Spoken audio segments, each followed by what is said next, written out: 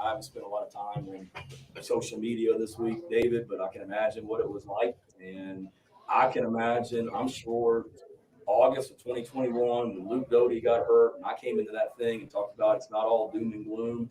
I don't know, but I'd be willing to bet anything when a silent or a vocal minority of our fan base saw that Marshawn wasn't playing tonight. I'm sure it was doom and gloom and all that as well. And we got to get past that as a fan base, man. I mean, find some joy. And it was ugly last week, but we got some great kids that are fighting their butts off and making. All right. Hopefully that audio went through for y'all. I couldn't hear it because it was muted on my end.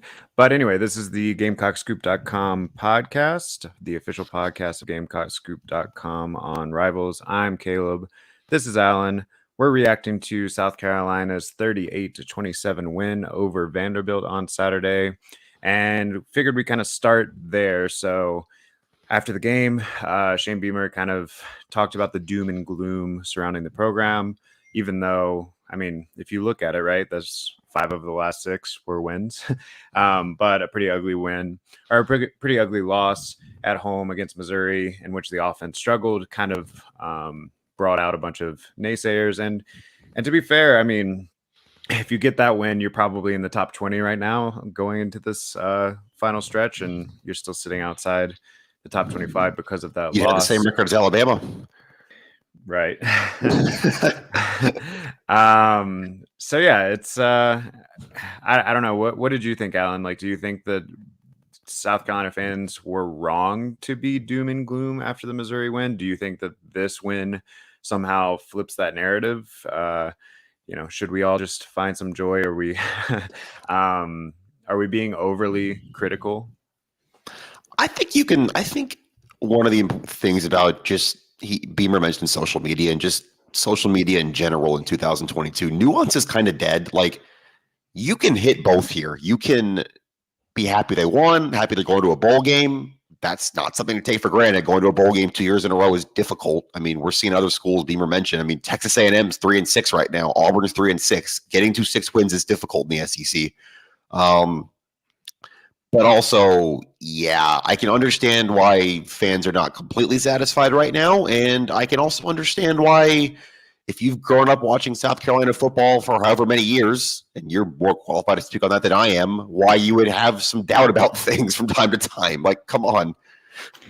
Yeah, I mean, I think South Carolina fans are hungry to get back to a place where they're competing on a national stage, competing against the 2 teams in their backyard that have won national championships in the last 5 years. And that is a tough hill to climb. So while it does feel like South Carolina is climbing the hill, I think, there's sure signs of progress throughout the program. Even if you don't win another game this season, we talked before the season that the schedule was a lot more difficult this year than it was last year. And these 6 wins have felt a lot more legitimate than the fluky, oh, you beat a floundering Auburn and a floundering Florida last year. Both of those are no longer the head coaches at those institutions. So yeah, I think it feels different, a different 6 wins, even if that's all that you with. Now, I think if they lose the next 3, the doom and gloom is going to be right back in full effect for sure. Yeah, I don't. It's one of those things where 6-6 is 6-6, no matter how you cut it. But if you start 3-6 and rally to make a bowl, you feel a lot better than when you start 6-3 and then lose out to limp into a bowl, even though it's the same actual record. Yeah, and I remember there was a year under Steve Spurrier that they went 6-0 or 6-1. 07 or 08, maybe? Yeah, and then lost 6 straight to the end of the season, and that definitely felt crappy, even though it's the same record or whatever. Right.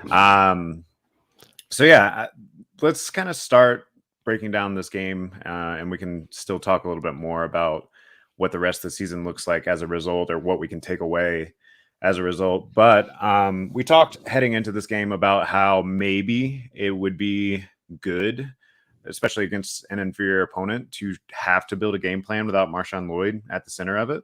And it seems like they did that. It was still inconsistent here and there, but the numbers don't lie. You scored 30 points. You got 492 total yards. Yep. Most of that in the first half, most of those points in the first half too. And you saw some creativity, right? You saw some DeCarrion Joyner at quarterback.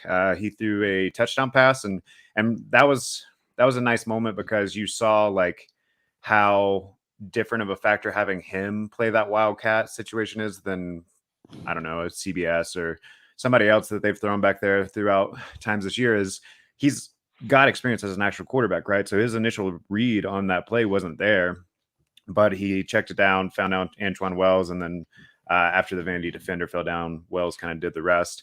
So you had that wrinkle. Saw a lot of Jaheim Bell. He had the most carries of any Gamecock, even though there were 7 different Gamecocks, I think, that had carries on Saturday. He didn't do anything crazy special, like he didn't break 100 yards. He didn't have a touchdown, but he was a consistent force there and was getting positive yardage on the early downs to kind of help set things up. And then inevitably tons of penalties would put them back in a rough situation. So that was another thing that they were battling all night. But overall, I mean, you give the offense a B plus. I honestly think you can slide it into an A. I mean, I get it. It's Vanderbilt's defense. The Vanderbilt defense is giving up yards to everybody. I wrote about that last week. 38 points, just 38 points, and almost 500 yards. It's almost 500 yards. And I think the other thing is just something Shane said yesterday on the teleconference, and he's right. Only 1 turnover, and that's something South Carolina struggled with this year. And Vanderbilt's whole kind of deal is they forced turnovers. I mean, they forced, I think, 3 or 4 at Missouri, and that kept them in that game, even though they didn't win. When Vanderbilt keeps you close because they're getting turnovers, and South Carolina, other than a fumble, I think on the last offensive snap of the game, that 4th down they went for, they were clean turnover-wise. Yeah, you have Rattler finally almost fixing his touchdown-to-interception ratio in just one game. So he was 5 touchdowns and 9 interceptions heading into this game. He gets 3 touchdowns and no interceptions in this game. So now he's at a more respectable, almost 1-to-1 TD to interception ratio. Yeah, I mean, I thought that the offense figured that what we've been talking about, right, is how when is the offense going to win a game? Pretty much they won this one. Like, the defense struggled at times. Special teams obviously still played a factor in a positive way, like it always does. But I mean, you can put this win on the offense's shoulders. Like, Vandy scored 27. That could have beat you for sure. It wasn't like the defense dominated this game. And the other thing that we've been talking about is just getting the ball to your playmakers in space. And that's something that they did pretty consistently all night. Saw Josh Van sighting. Really good to see him catch a touchdown after the sort of struggle. That was a wild catch. Yeah, I saw that someone asked him about whether or not he thought he might end up on the Moss. You got Moss. Yeah. And I was like, hey, he might get it 2 years in a row. It was pretty incredible. No, that was incredible throw too from Rattler. And again, like, it seems like he works better out of the pocket. Some of the throws he's made on the run this year are absolutely insane. And then when he's in the pocket and staring down a receiver, that's when you're like, wait, what was that throw? It's kind of funny how that's worked throughout the year. But yeah, so where do you want to start? I mean, we just kind of rattled off a bunch of high points, but what do you like? What do you think can actually carry forward into these next 3 games, assuming Marshawn Lloyd comes back and is healthy? Like, do you go right back to just handing it to him 30 times a game? Do you try to build on some of these wrinkles that you showed here? Actually, I do want to start with the injuries too, because we have a few other updates. Beamer said Lloyd, they're hoping he can go this week. He said he didn't do much in practice yesterday, but they're optimistic. He did not make the trip, by the way. He wasn't even in Nashville. And also David Spalding. Beamer kind of slid this in. We all kind of just noticed in the press box that he wasn't on the travel roster, and they hadn't mentioned that during the week.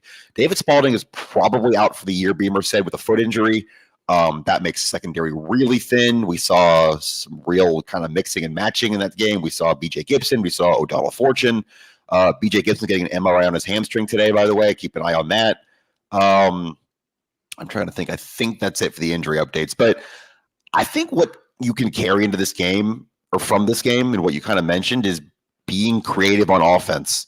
Obviously the Joyner touchdown pass, but you also saw some different things. You saw a lot more of Jaheim Bell carrying the ball. Obviously, you saw some different kind of things over the middle. I think the touchdown pass, the second one to Wells, the one that at the end of the third quarter was kind of, we were calling for some more like crossing routes this week. That was right over the middle. Rattler stepped up and put a good throw on there.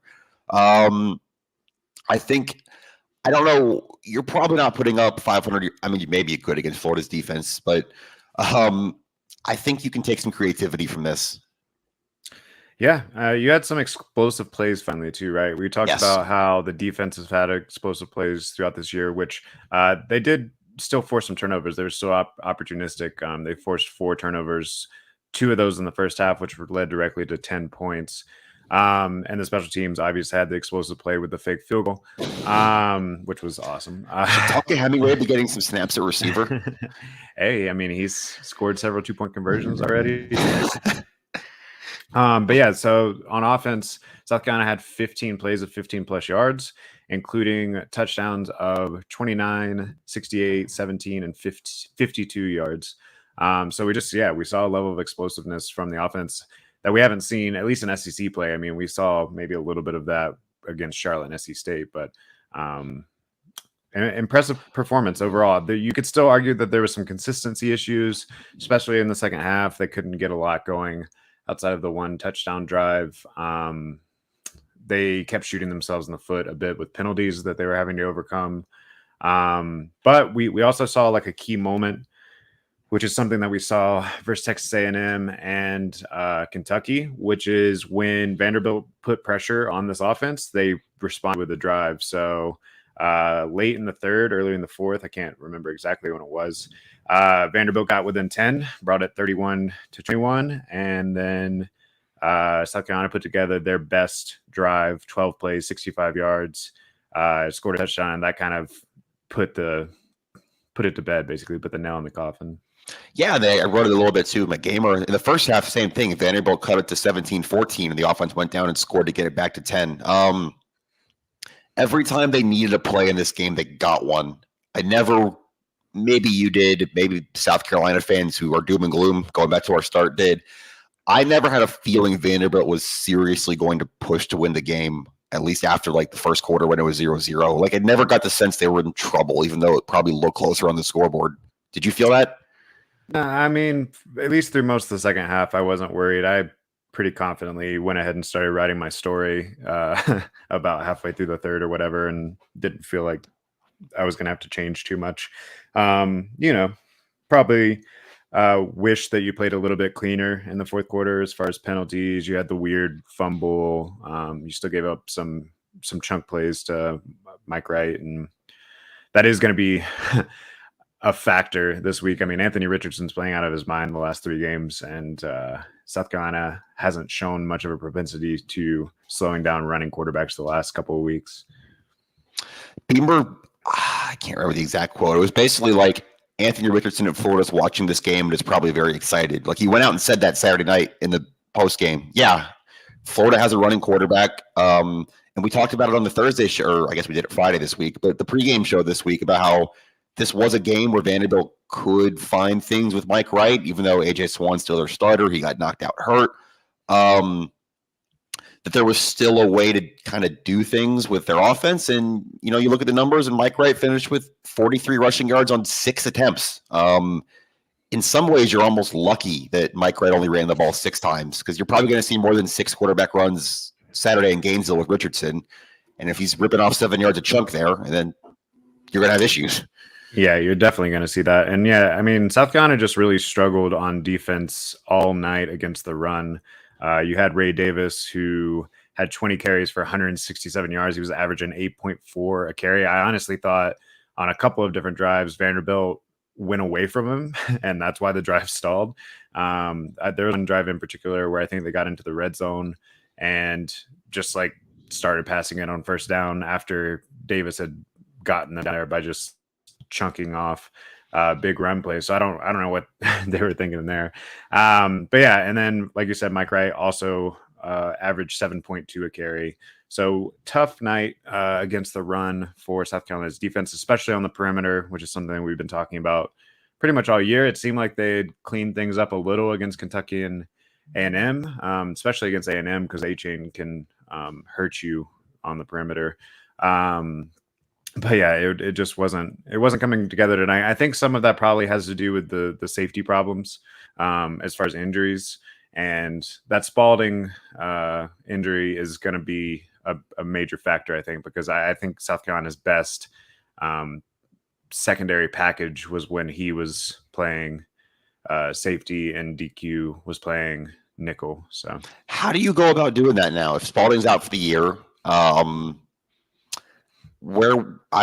guess you're looking at Rush, Dial, Cam Smith are your three corners, DQ Smith at nickel, Eamon Worry and Gibson. Like, do you want BJ Gibson taking 70 snaps if you're South Carolina? Like, I don't really know what you still have Reed too, who I think was like banged up in this one, but he was able to play in a couple of emergency situations. So maybe another week gets him with his feet under him. I don't know. I wonder if DQ Smith might be your best option at the other safety, and then Dial or Fortune at the nickel. I don't know. It's tough. Spalding that's gonna hurt them. I mean, he missed a few games early in the season in which they were struggling against the perimeter run and the screen game and stuff, and it seemed like it was a factor last night as well. Just because of the way that everyone else has to line up, not so much just him. Like, it's not like it's just him making game-breaking plays, although he did do that some, right? He forced the fumble against Kentucky on the first play and stuff. But I think it's just the depth in general and the way that they have to align without him there does make a pretty big difference. Maybe the move is Bam Martin Scott play. I think he's played a little bit of nickel, right? Like, maybe that's a way you can. He was playing mostly linebacker when he was in the game on Saturday, but there might be a way to kind of maneuver that to get some guys. I like him at nickel in obvious running situations, but I don't like him as much in coverage. So it just depends on how Florida is going to attack it. I'm going to be honest. I've watched a little of them. I watched probably the most of them that I've watched all season this past weekend. But yeah, I mean, it seems like they're going to spread you out and let Anthony Richardson kind of play backyard football. And I think that is a recipe for disaster for South Carolina's defense because they're struggling, especially on the edges in kind of setting that edge and keeping gap integrity and stuff. And yeah, it could get ugly, at least defensively. I think South Carolina might be able to keep up offensively, though, especially if you get Lloyd back and you can kind of control the clock a little bit. Not to get too much into Florida. We'll break that down later in the week and throughout the week on GamecockScoop.com. But definitely an interesting game defensively. Probably maybe their worst of the season considering the opponent. Also, I'm again related to Florida. All I would say for Florida, this is I don't want to say first time all year, but this is one of the first times all year I've gone to a game expecting a shootout. Like, I don't know what the total's set at, but I would probably take the over. Like, I think South Carolina's going to have to score 30 points to win this game Saturday. It's kind of my initial breakdown of things, just sitting here at 12:30 on Monday before a 4 o'clock game on Saturday. But that's kind of how I would stack that up. They're going to have to go find a way to score points. And also, speaking of the offense, we haven't mentioned Christian Beal-Smith yet. A 52-yard touchdown run. He was, other than Jaheim, getting a lot of carries in place of Lloyd. I don't know if you found something there, but he might have found something there, at least confidence-wise, from that long run. I mean, it was kind of odd that he only got 3 carries, honestly, because one of those carries was a 52-yard run. I get that they were trying to force feed Bell. I said this in the rapid reaction, like, I don't mind getting Bell a few carries a game or whatever, but I don't think that he should be taking away carries, certainly from Marshawn Lloyd. And honestly, I think you could extend some more Christian Beal-Smith as like a true running back. From what I can tell, like, Bell is an elite athlete. He's really hard to take down, but he doesn't have necessarily the vision that Lloyd or even he's not, even though he's saying he played some of that in high school. He's not a true running back. He's a tight end, and Beamer had a ton of praise for him for switching positions in the middle of the week almost. Like, He said he was in. Beamer said he was in Montario Hardesty's running back room this week instead of the tight end room. Like that's how they were planning to. I wasn't being critical of him. I mean, I thought it was impressive what he did, but I do think that maybe if Lloyd's out again, you see a little bit more Beal Smith. But I don't know. I mean, outside of that one run, his other 2 carries were not much, like 1 yard, 2 yards, whatever. DJ McDowell, though, he was it 5 carries for him, I think. Like probably, I got it here, 5 for 48. Finally got him out on the edge, which is where he didn't try to run him up the middle in 3rd and 1 again, or whatever we were talking about last week. So I mean, I think a nice mixture of all works well. I mean, if you would have told me pre-game Marshawn Lloyd doesn't play, but you still get 208 yards rushing as a team, I mean, you got to be pretty happy with that. For sure you do. And also the reverses going to the running game. There were 4 of those, I think. A couple to Leggett. I can't remember who had the other 2 off the top of my head. Yeah. Brooks again. Yeah. He had the 2 against Kentucky and A&M. That feels like it's one of those things that should only work one time a game, but it was working all the times this week. And maybe that's another weapon to get the running game going against Florida. Yeah. I think I posted during the live thread, like, has there been a time where that reverse call hasn't worked yet this season? It worked against Kentucky. It worked against Texas A&M. There was finally one in Vanderbilt game. I think it was like the 4th time they ran it. That He got tripped up. He stumbled. Yeah. But still, I mean, what is that, like 7 times that they've run it and 6 times it's worked? That's not bad. I'm waiting for the end around there to just turn into like a double end around. Like the 12th time they run it, you're going to get. Maybe you line up to carry. I'm giving away state secrets now, but you line up to carry on Joyner at wide receiver, and Brooks takes the reverse, pitches it back to DeCarry on, and then maybe he throws it downfield, like add a counter. Maybe they're setting up something else with this. Yeah, I could see that. I could see that for sure. Also got a flea flicker in this game. It didn't work. I forgot about that. The 3rd and 3 flea flicker. That was a weird one. Yeah, you asked about that in the live thread of like, what should you have done? And honestly, I didn't hate the call. I mean, it was bold for sure. My only problem was it seemed like he only had the one option down the field, which he threw to, and it was double covered. Like, it was a tough catch. But it seems to me in that 3rd and 3 situation, you have a little outlet pass that you can jump it off to if the main big play read isn't there, and he didn't seem to have that. But that's my only criticism of it. I didn't hate the call.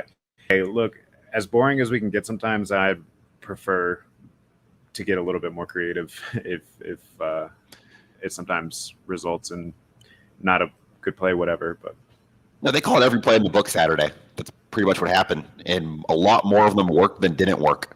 And I'm fine with that. I think we got to talk about Spencer Rattler. I think he probably played his best game of the season. He said as much post game. You mentioned his touchdown ratio a little bit, but he was again stepping up in the pocket. A play I think a lot of people forgot about, but I think you have to shout out is the 3rd and I think it was like 3rd and 22 after a penalty, where he steps up in the pocket, no one's open, he runs it for 17 yards, set up 4th and 5. You are then close enough to run a fake field goal.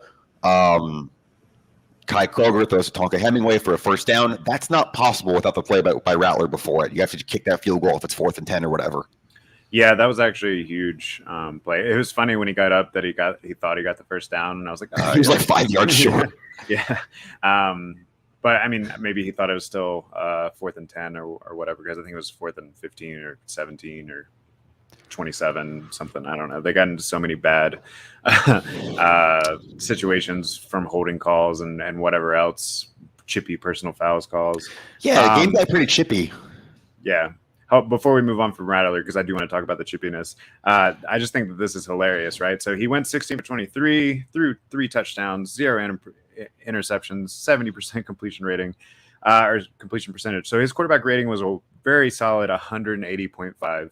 Yet he had the 3rd lowest, or the 3rd highest, whatever. He finished 3rd out of 3 for quarterback rating on the team, because DeCarry Joyner went 3 for 4 for 82 yards and a touchdown, which was a 329.7 rating. Then Kai Kroger went 1 for 1 for 16 yards, which was a 23 234.4 rating. So I just thought that was funny. I mean, Rattler played a great game, but just the way that I'm the stats. trying to remember another game I've ever covered, even going back when I was doing high schools, and guys will go in and out all the time, where 5 different players completed a pass because you had the 3 were South Carolina, and then Wright and Swan both did for Vanderbilt. I don't think I've ever been to one of those. Yeah, it's that's an interesting one. And I saw that someone asked Kai Kroger after the game. It was on Twitter, and they were like, "Is Kai Kroger just a quarterback now?" He's like, "Honestly, I'm not sure at this point." You know, because he's also the one that's participating in the Gamecocks.com. Right? I think he hit it again this week. Dude's got an arm. Yeah. So for those of you that are out of the loop on that, pregame, Kai Kroger, Luke Doty, Colton Gauthier. Spencer does it some weeks. Yeah, do a crossbar challenge where from like 40 yards out, 50 yards out. 40, 45, yeah. They all try to hit the crossbar through the back of the end zone before they head in for warm-ups. And Alan actually did a in-depth interview with Kai Kroger, Colton Gauthier, and Luke Doty about their little challenge there. So yeah, go back and check that out. That was like 2 weeks ago on Gamecocks.com. It aged well when you get Kai Kroger right here throwing. He's still got a perfect career passer rating in South Carolina. He's never thrown an incompletion. Honestly, some tough throws like in traffic too. It's not like they've been wide open. No, that was a tough catch by Tonka. The one against Georgia on the fake punt was kind of a seed over the middle, I think on 4th and 9. Yeah. But it was defended. I mean, he had to fit it in. Like it was and then, so special teams continue to be a factor. I think they're going to have to continue to be a factor in these final 3 games because you're going to be an underdog in all 3. I'm sure South Carolina fans were happy to see that Clemson got beat pretty bad on the road on Saturday, but they're still probably going to be favored. You're an 8-point underdog this week against Florida, and then obviously you'll be an underdog against Tennessee, who lost, but they're still one of the top 5-ish. Yeah, you talking about like struggles in the perimeter, and you watch Tennessee's offense basically line up receivers like standing on the sideline is one of the things they do. It doesn't get any more perimeter than that. Yeah. So we should have a game time for that like any minute now, by the way. Right. Yeah. So I think South Carolina is going to continue to have to be creative on offense, continue to have to make some 1 or 2 game-breaking plays on special teams, and then be opportunistic on defense because all 3 of these next 3 schools probably are going to rack up some yards, but you're going to have to continue to bend and not break, force field goals, force some turnovers, and score a lot of points over the next 3 weeks. Yeah, I said you're going to have to break 30 to beat Florida. I think we're in agreement. You're definitely going to have to do that to beat Tennessee. Maybe you can muddy it up at Clemson. I don't know. We can get to that Clemson week, but you're going to have to. This is kind of the offense. If you're a South Carolina fan, you hope ramping up for what's going to have to be a big last 3 weeks here. Yeah. So yeah, very quickly, if we preview Florida a little bit, it's in Gainesville at the Swamp, a place that South Carolina won since 2014, which Carolina fans will remember is the night that Carolina got Will Muschamp fired and then looked across the sideline and we're like, yeah, that's who we want as our next coach. Interesting. But yeah, so that's the last time that they won in Gainesville. Florida, I think, is kind of playing their best football of the season right now. I mean, obviously they played pretty well against Utah, but then went through a little lull there for a minute. It's going to be tough. We'll have a much more structured breakdown on Thursday when we come on here for the podcast and also throughout the week on GamecocksGroup.com. But that 8 point sounds about right to me as far as the line goes. Florida's 5-4 right now, so they're still playing for something. They need to win to get bowl eligible. They do still have their game against Vanderbilt next week, so you would think they're going to get the 6 one way or another. It's their senior day, last home game of the season for them. Florida's going to be very up for this, coming off a big win on the road this week. I'm you asked me on Friday about the environment there. It's the weirdest place I've ever covered a game. There were 28,000 people. There were no tailgaters. It felt like a high school game. It will not be that Saturday. That is a legitimately difficult road environment South Carolina is going to have to deal with. Oh, And like I said, they're probably more South Carolina fans in Yeah, Vandy well, this year than Vandy. Yeah. you look at the third downs and you see when Vanderbilt has the ball, that was the loudest point of the game. Yeah, so weird environment. I thought that was one more note from this game. I thought the energy from the beginning was pretty good for South Carolina. It was for sure. After what we talked about with Missouri, them kind of seeming off from the word go, and even was it Eric Douglas mentioning that they kind of felt low energy throughout that. Give some credit to Darius Rush there. I don't think we've mentioned this yet. He had a pick on the first drive of the game, kind of set the tone early.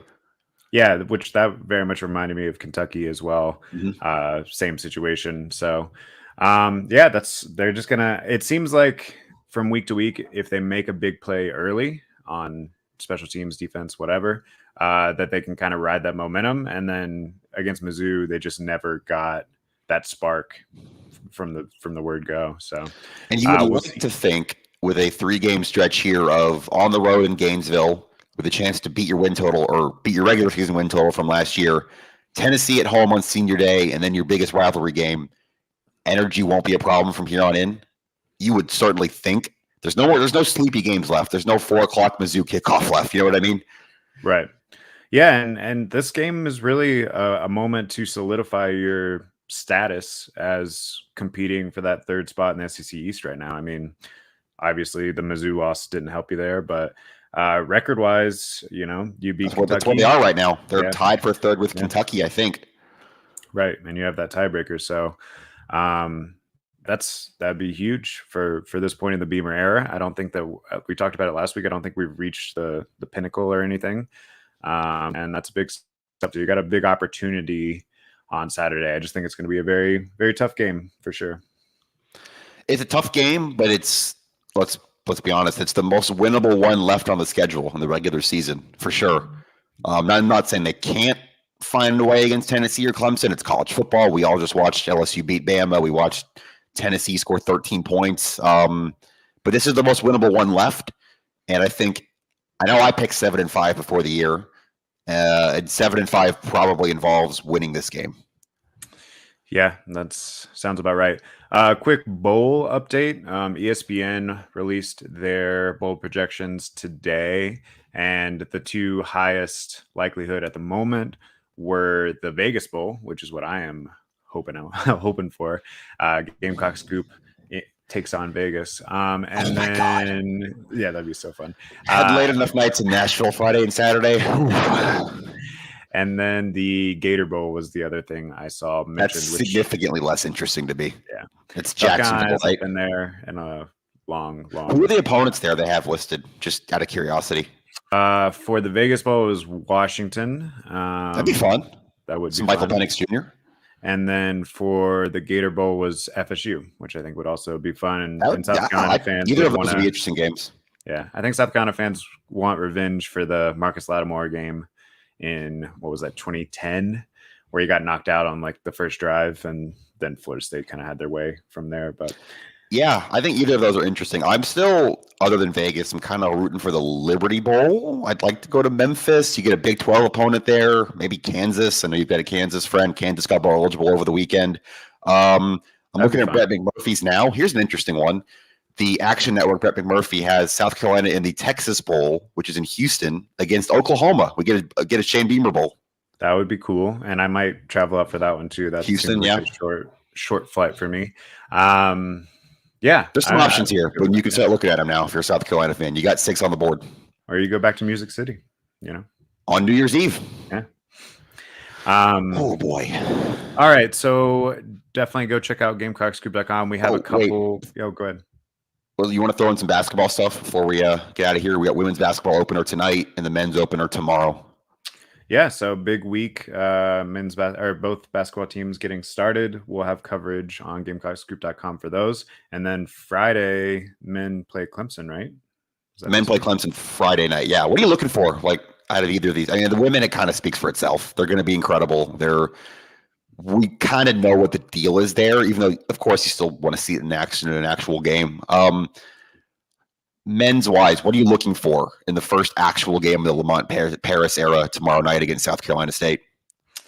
You got to win that one. I want to see Gigi Jackson in action for the first time. I mean, I know you saw him at the exhibition the other week, but I haven't seen him yet. So Yeah. excited about that. I'm interested to see if Michi Johnson can really truly run the point as both a scorer and distributor of the ball like he did in the exhibitions last week. Yeah, I mean, I don't know that you're going to garner too much until Friday against Clemson, but I'm interested just to see what this team looks like. It's very, very different than last year's team. That it is, and I will be at both games this week. I'll be at CLA tonight for Rings Night, by the way. They're getting rings and raising a banner before the game, the women. And then I'll be back tomorrow night for the men's, and we'll be back here Thursday, I guess, talking Florida football and probably the first 2 basketball games. Yep. And talking some more recruiting. Oh, I just put in a future cast last week. Yeah. So Elijah Davis, who is the JUCO D lineman who took his official visit to South Carolina for the Missouri game, based off what I'm hearing, I feel confident enough to put that in. I don't think it's over yet, but I expect him to make his decision pretty soon, probably sometime in November. And I feel good about where South Carolina stands. So that's just a quick recruiting note. We'll have more of that on Thursday as well. But yeah, GamecocksScoop.com. Come hang out in the live thread for women's basketball tonight, for men's basketball tomorrow, and check out all the cool features we have on reviewing the Vandy game and previewing Florida later in the week. Oh, South Carolina women's soccer SEC champs yesterday. I didn't watch any of that. I was driving back from Nashville. I just know they won, and the NCAA selection show is today. Yeah, congrats to the women's soccer team. All right, until Thursday, this has been Caleb and Allen from the GamecockScoop.com podcast. See ya.